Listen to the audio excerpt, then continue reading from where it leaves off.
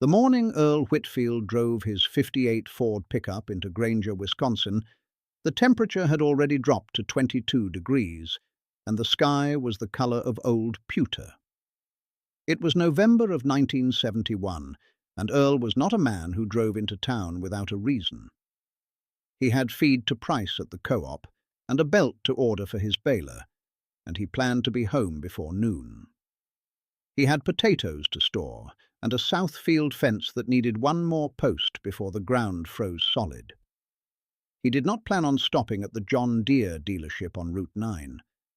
But when he slowed at the intersection and saw the cluster of men standing in the side yard, he pulled over without quite deciding to. There were 4 of them. 2 wore the green dealer jackets of Harman and Sons John Deere, and 2 wore the kind of clean canvas coats that meant they had driven from somewhere else.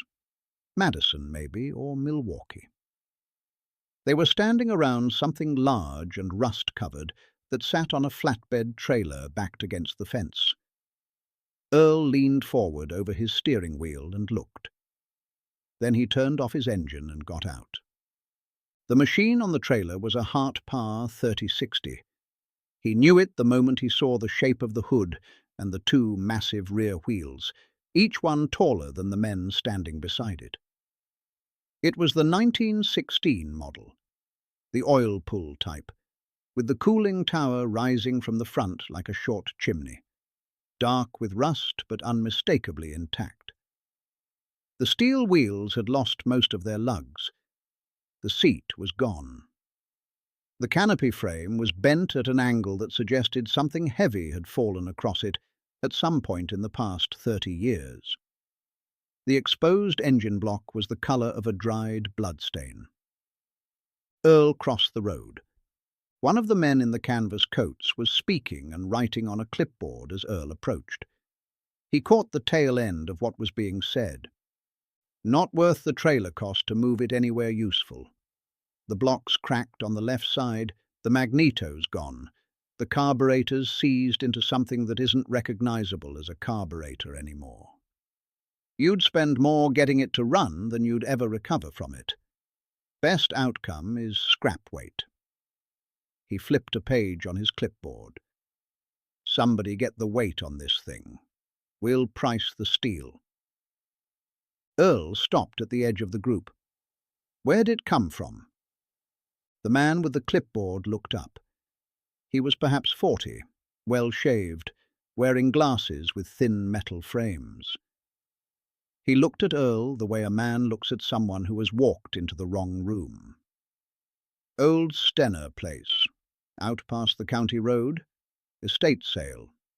Somebody bought the property, found this sitting in a collapsed shed, thought maybe it had value. He looked back at his clipboard. It doesn't. What are you getting for it? Scrap rate, whatever the weight comes out to. He said a number. It was $45. Earl looked at the tractor. He walked to the trailer's edge and put his hand on one of the rear wheels. The steel was cold and solid under his palm. He walked around the front and looked at the cooling tower, at the block, at the frozen mass of the engine. He knelt in the gravel and looked at the underside. He stood and looked at the magneto housing, at what remained of the fuel system, at the cylinder head. The man with the clipboard watched him with a kind of tolerant amusement. You a collector? No, Earl said. I farm. Well, this thing isn't going to help you farm. It hasn't run probably since Truman was president. Maybe longer. The block crack alone makes it a parts discussion, except there are no parts for it because nobody's made parts for it in 40 years. He smiled, not unkindly, the way a doctor smiles when he's explaining something obvious. It's done. It had a good life. Time to let it go. The 2 dealer men had been quiet. One of them, a younger fellow named Dale Harman, who Earl recognized from buying filters the previous spring, spoke up. Mr. Whitfield, "You're not thinking of buying this, are you?" "How much did you say?" Earl asked the clipboard man. $45, but Earl reached into his coat and produced his wallet. He counted out the bills and held them out. Nobody moved for a moment. Then the clipboard man laughed. A short, genuine laugh, not cruel but entirely unconcealed. He looked at Dale Harmon. Dale looked at the other dealer man. The other dealer man pressed his lips together and looked at the sky. "Sir," the clipboard man said, recovering himself, "I want to be responsible here. You are paying $45 for what is effectively a steel sculpture. This engine cannot be rebuilt. The components required do not exist in commercial supply. Even if you had the machining capability, which I'm not suggesting you don't, the cost to reproduce what's missing would run you somewhere between $600 and $1,000 before you'd have anything resembling a running tractor. And then you'd have a 1916 tractor, with 1916 capability. In 1971. He paused. "I respect the sentiment, but I'd feel bad taking your money." "Take it," Earl said. He placed the bills in the man's hand. The laughter started quietly and spread. By the time Earl had arranged with Dale Harmon to borrow a trailer to haul the Hart Parr home, 2 of the 4 men were still chuckling. The clipboard man had composed himself, but his expression as he watched Earl sign the receipt was the expression of a man watching someone pay cover charge for a party that ended 2 days ago. Dale Harmon, helping Earl hook the trailer, said quietly, "Mr. Whitfield, you know I have to be honest with you. I grew up on a farm. My dad had an old Oliver. I understand the attachment to old iron. But that thing," he shook his head. "The fellow from the equipment assessment company, he knows his business. If he says the block's cracked through—" "I'll look at the block," Earl said. "And if it is, then I'll look at it some more."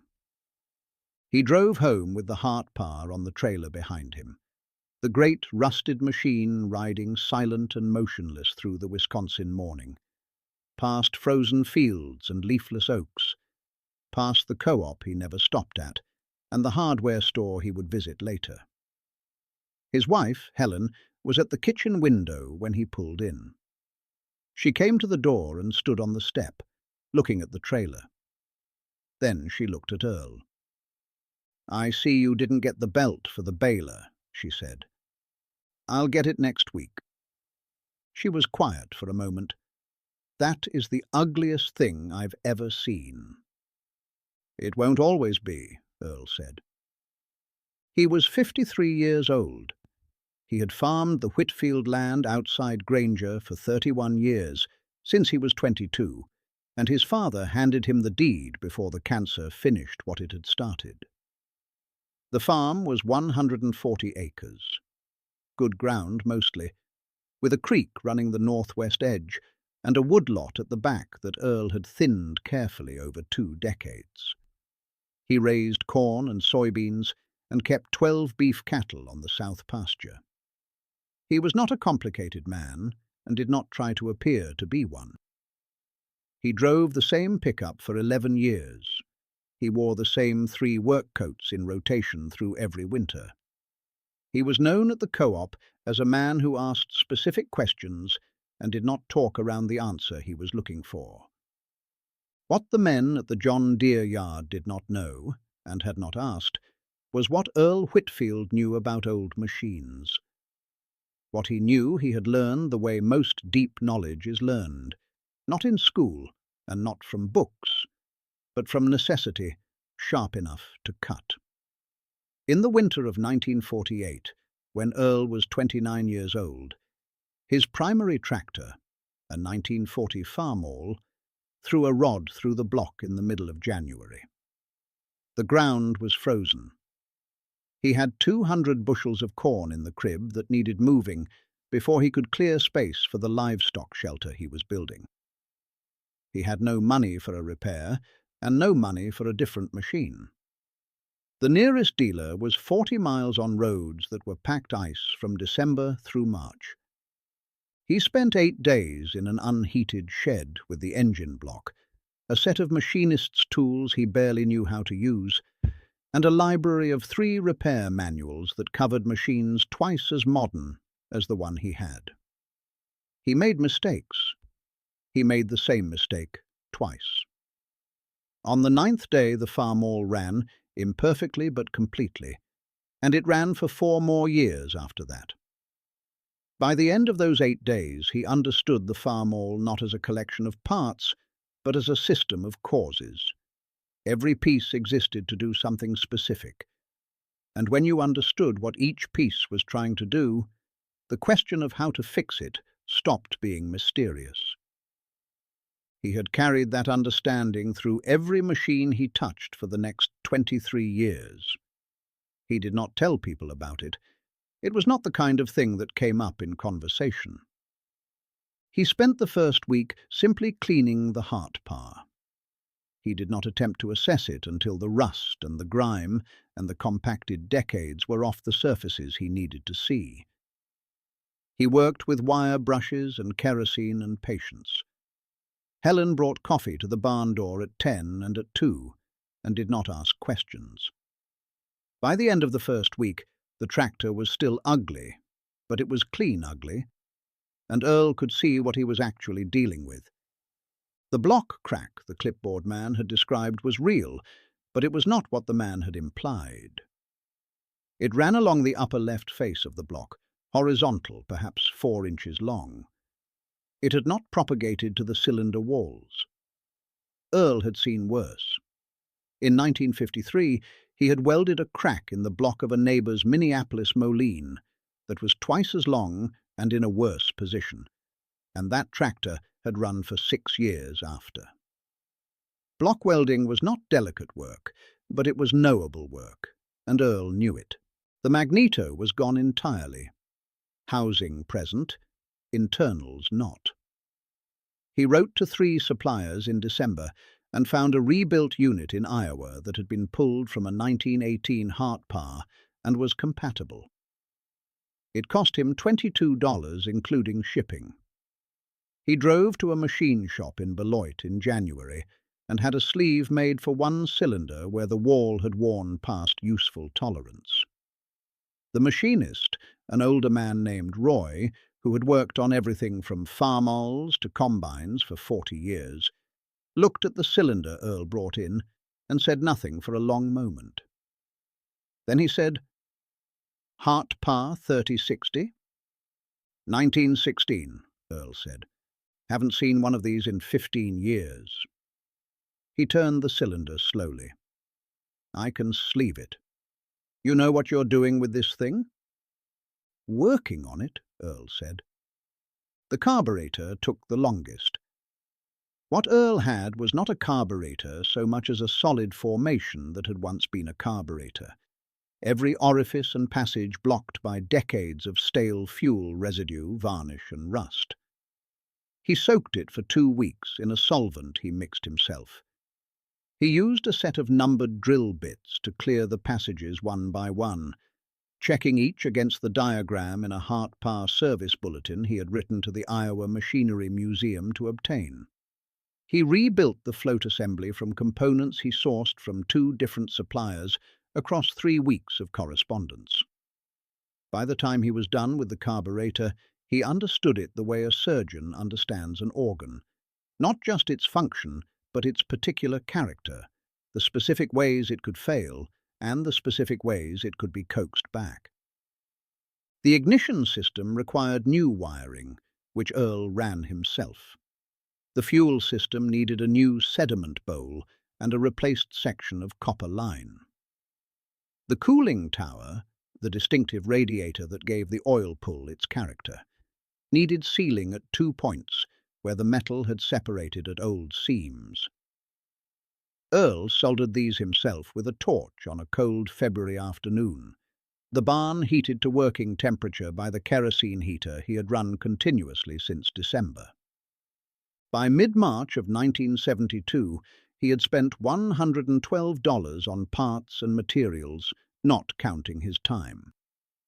On a Saturday morning in the third week of March, with the temperature at 38 degrees and a thin snow still on the ground, Earl Whitfield primed the Hart Parr's fuel system, set the throttle, and turned it over. It did not start. He adjusted the mixture. He checked the timing. He turned it over again. It did not start. He sat on an overturned bucket for 20 minutes and went through the system in his mind from fuel supply to ignition to compression, step by step, the way he had learned to think through machines in that frozen shed in 1948. He found the thing he had missed, a small error in the ignition timing, a consequence of the rebuilt magneto being calibrated for a slightly different engine variant than the one he had. He corrected it. He turned it over a third time. The Hart Parr 3060 started. It did not start quietly or smoothly. It started the way a very old, very large engine starts when it has been patient for a long time, with a sound that was less a mechanical event than a geological one, deep and deliberate and complete, filling the barn and then filling the yard outside where the sound rolled across the frozen fields without apology. Helen came to the kitchen door. Earl stood beside the tractor with his hand on the side of the hood and felt the vibration through his palm and did not say anything. There was nothing to say that the engine wasn't saying better. He used the Hart Parr for the first time in April of 1972, pulling stumps from a section of the north field he had been trying to clear for 3 seasons. The ground was wet, and the stumps were old oak, the kind of roots that go down and sideways both, anchoring themselves in the subsoil like something that has decided to stay. He had tried with his regular tractor the previous fall and bent a drawbar. The Hart Parr pulled the first stump on the second attempt, walking it out of the ground with a sound like tearing canvas. And Earl knew then that the machine was fully what it was supposed to be. He did not advertise this. He did not drive past the John Deere dealership on Route 9 with the Hart Parr on a trailer to make a point. He was not that kind of man. The tractor went to work on the Whitfield farm, and the farm absorbed it the way it absorbed all working things, without ceremony, as a simple fact of the land. Word moves in a rural county the way water moves in a field. It finds the low places and follows them, and eventually it gets everywhere. By summer of 1972, the story of Earl Whitfield and the Hart Parr had been through the co-op and the feed store and the Methodist church parking lot at least twice each. Dale Harmon at the John Deere dealership heard it first from a customer who had seen the tractor working in Earl's field from the county road. He did not entirely believe it. In September of 1972, driving out past the Whitfield farm on a call, he saw it himself. The Hart Parr in the north field, pulling a loaded wagon on a grade that would have tested a modern machine, its exhaust stack sending a steady column of smoke into the blue September sky. He pulled over and watched for a while. Then he drove on. The man from the equipment assessment company, his name was Gerald Foss, and he worked for an agricultural consulting firm out of Madison, did not hear the full story until the spring of 1973, when he was back in Granger, assessing a different estate's equipment for a different family's lawyers. He heard it at the diner on a Thursday morning from a farmer 2 tables over, who was telling it to his son. Foss listened to the story without comment. When the farmer was done, Foss asked him to repeat the part about the block crack, and the farmer repeated it. Foss sat with his coffee for a while. Then he asked Dale Harmon, who was in the same diner, whether the story was accurate. "I've seen the tractor running," Dale said, "with my own eyes, in his field, last September." Foss was quiet. He wasn't a dishonest man, and he was not a stupid one.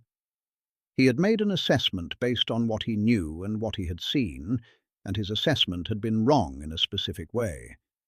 He had looked at the condition of the components and concluded that the gap between their current state and a functional state was unbridgeable by any reasonable effort. What he had not assessed, because there was no line on his form for it, was the person who might attempt the bridge. He drove out to the Whitfield farm on a Friday afternoon without calling ahead, because calling ahead would have required him to explain himself over the telephone, and this was not a telephone conversation. Earl was in the south field when Foss drove up. Helen sent a boy who was helping with the hay to get him, and Earl came to the yard gate in his work clothes, wiping his hands on a rag. He looked at Foss without expression. Foss looked at the Hart Parr sitting beside the barn. It had been painted, not showroom paint, but solid working paint. The appropriate red-orange of the original Hart Parr livery, applied carefully and evenly. The lugs on the rear wheels had been replaced.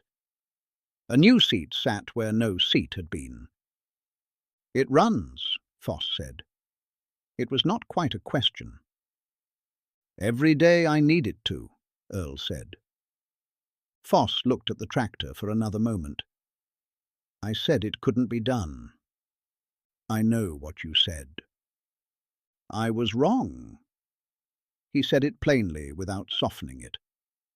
Whatever else Gerald Foss was, Earl noted, he did not dress a thing up to save himself discomfort. "I looked at the condition of the components, and I evaluated the cost of reproducing what was missing commercially, and I concluded the gap was too large. I didn't account for someone who knew how to find a different path to the same result." Earl said nothing. He was looking at Foss steadily, the way a man looks when he is listening but has not yet heard the thing he is listening for. "What I'd like to know," Foss said, "is what I got wrong. Not the conclusion. I know the conclusion was wrong. I mean the method. What was I looking at that I wasn't seeing correctly?" Earl was quiet for a moment. Then he said, "You were looking at what was missing. I was looking at what was there." Foss waited. "A machine like that," Earl continued, "is made to do one specific thing, and every part of it exists to do that one thing. When parts fail or go missing, the question isn't whether you can replace them with the exact original piece. The question is whether you can restore the function. Those are different questions. Most of the time, the function can be restored with something different than what was there originally, if you understand what the original piece was actually doing." He paused. "You were pricing the parts. I was solving the problem." They looked at each other across the farmyard. "I charged you $45 for it," Foss said. "You did." "I thought I was overcharging you." The left corner of Earl's mouth moved. It was not quite a smile, but it was in the same family. "You weren't," he said. Foss extended his hand. Earl shook it. The handshake lasted 1 second longer than a standard handshake, the kind of extra second that has nothing in it except acknowledgement. The Hart Parr 3060 worked the Whitfield farm for 14 years from that first April morning in 1972. It pulled stumps and loaded wagons and handled work on the wet north field where lighter machines lost traction. It broke down twice in 14 years. Once in 1976 when an exhaust valve burned, which Earl replaced in a weekend, and once in 1981 when a wheel bearing failed, which took 3 days to source and 2 hours to replace. Earl maintained it on a schedule he had worked out himself, written in pencil in a notebook he kept on the shelf above the workbench in the barn. Every service, every part, every hour of work was recorded in his careful handwriting.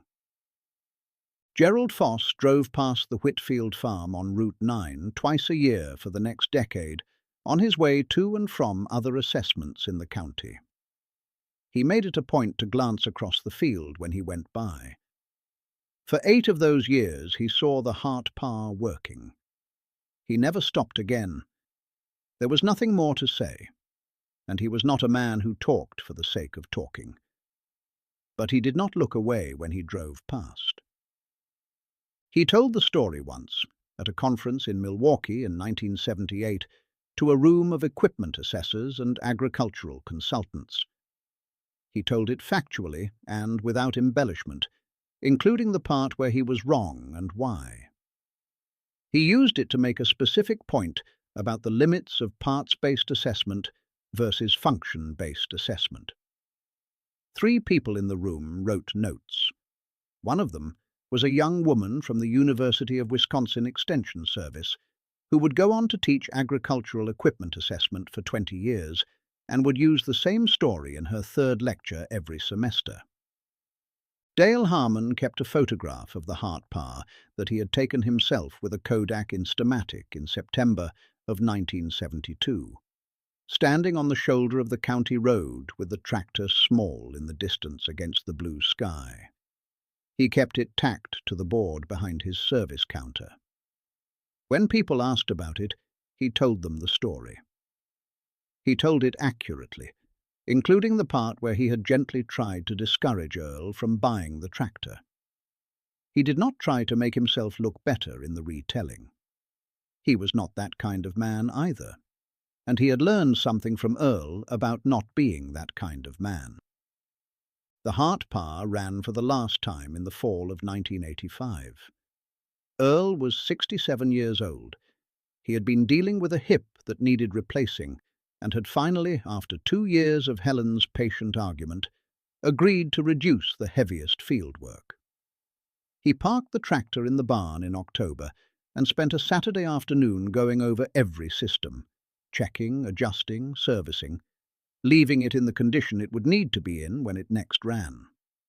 He did this out of habit and out of respect for the machine, and because he was not a man who left things in bad condition when good condition was available to him. The Hart Parr sat in the barn for 3 years. In 1988, Earl's son Robert, who had left the farm in 1974 to teach high school history in Eau Claire, and had spent 14 years watching his father work with the tractor from a respectful distance, drove out for a weekend and asked his father a question. "Are you going to run it again?" Earl thought about this. "Not likely," he said. "Hip's not what it was, and there's enough modern equipment now for what I need." Robert stood in the barn door looking at the Hart Parr for a long time. The tractor sat in the clean light that came through the high window, painted and maintained and completely itself. "I'd like to try to get it into a museum," Robert said, "if that's all right. There's an agricultural history museum at UW. They'd know what they had." Earl was quiet for a moment. Then he said, "Let them come look at it first." They came and looked at it.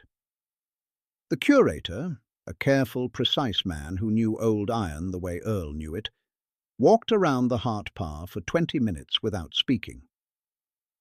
He examined the block weld. He looked at the sleeved cylinder. He studied the carbureted fuel system with the rebuilt float assembly. He ran his hand over the painted surface. "This machine was rebuilt," he said. Not a question.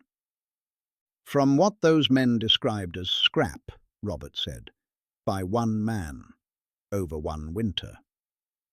The curator looked at Earl. "You did this yourself?" "Yes," Earl said. "With what resources?" "Suppliers I wrote to. A machine shop in Beloit. The tools in that barn." He gestured. "And time." The curator was quiet for another moment.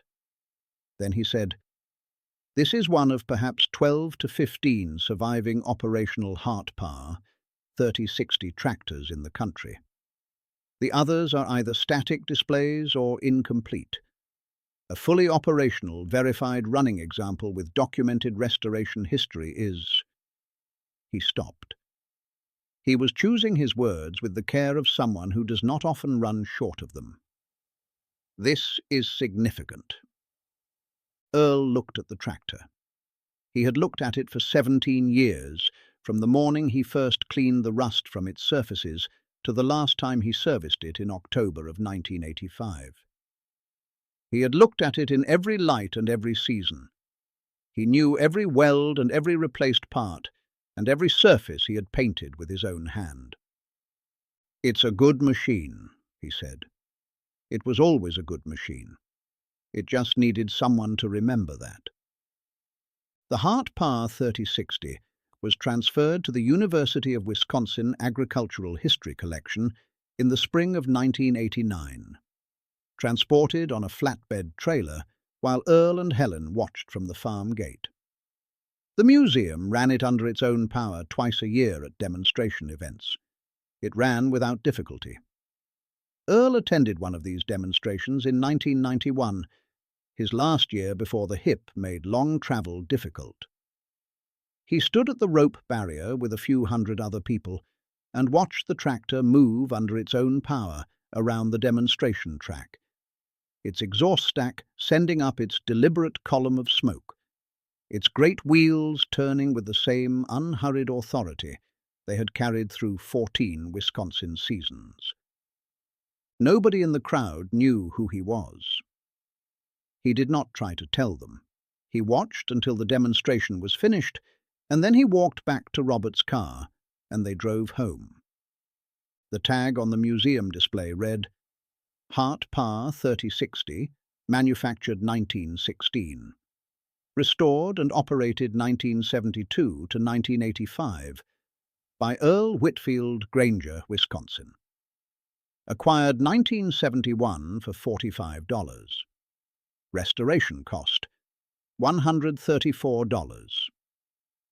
Below that, in smaller print, was a sentence that Robert had suggested and the curator had accepted after considering it for a day. Some things are not finished. They are only waiting for the right person to look at them correctly.